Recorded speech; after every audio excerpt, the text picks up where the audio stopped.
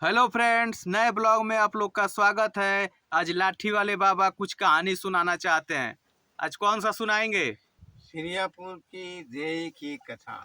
सिरियापुर की देवी की कथा। हाँ। ठीक है, सुनाइए। जिंदगी की टूटे ना ये लड़ी, प्यार कर लो,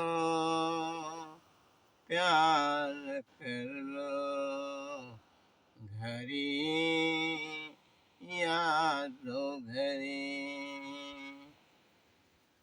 कभी कंगना कटार बन जाला हो, कभी कंगना कटार बन जाला हो, कभी मोहब्बत बेकार हो जाला, कभी मोहब्बत बेकार हो जाला।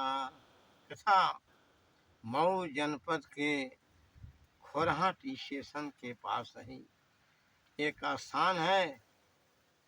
बगल में ही एक छोटा सा गांव है जो सिरियापुर गांव कहलाता है। बहुत पहले की कथा है कि दो लड़कियां एक ब्राह्मण की थी।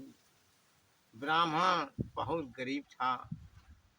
इतना वो कर्ज ले लिया था कि कर्ज को ये लड़कियां केवल थी माँ बाप से, माँ थी बाप नहीं थे। माँ परेशान हो गई। कुछ दिनों के बाद माँ भी मर जाती हैं। दो लड़कियां बचती हैं। बड़ा आपस में प्रेम था। जबकि इसी माँ थी, उसी समय की कथा है कि एक डोम जो है जिसका नाम रामरज था, रामरज, वो गांव में जो है डाली दौरी लेकर बेचता था। एक बार अचानक जो है लड़कियों की नज़र पड़ी। लड़कियां अपनी माँ से कहीं कि देखो ये डोम जो है लेकर जा रहा है डाली, ये खरीद लिया जाए। डोम गया। इसके बाद उसकी माँ कही कि ठीक है, अपना एक डाली ले ली। फिर दूसरे दिन डोम गया उसी गांव में। तो उसकी माँ बुलाई लड़कियों की और अपनी स्थिति सुनाई। डोम ने कहा कि ठीक है, अगर इस तरह की बात है तो मैं कर्ज को चुकाऊंगा और इन लड़कियों की शादी करूंगा। माँ बड़ा खुश हुई। कुछ दिन के बाद जो है अपना डाली दौरी बेचकर रामराज डोम उन लड़कियों का कर्जा भर दिया। लड़कियों की माँ का कर्जा भर दिया। लड़कियां प्रसन्न हुई। लड़कियां की माँ कहीं कि ऐसा है कि इनकी शादी कैसे हो। लड़कियां कहीं अपनी माँ से कि जिस बेचारे भले जात का डोम हो, आज हम लोग के कर्जा को भर दिया तो हम लोग इन्हीं के साथ शादी करेंगे और अपना प्रेम को निभाएंगे। राम रज डोम से लड़कियां कहीं कहा कि देखिए मैं डोम हूँ, तुम ब्राह्मणी हो, ब्राह्मण परिवार की कन्या हो, मैं तुमसे शादी नहीं करूँ। संभव तुम्हारी शादी होगी तो मैं उसका खर्च वहन कर सकता हूँ। उन दोनों लड़कियों का राम रजडोम से इतना प्रेम हो गया कि वो लगे पीछा करने और अंत में उसके घर जाकर ये दोनों रहने लगे। जब घर जाकर दोनों रह गई तो रात के समय वो डोम जो है अपना सिवान में चला जाता था। वो धर्म को बचाता था। एक जगह रहने पर धर्म नहीं बचेगा। इतना इधर से उधर आवाज बवाल करता रहा।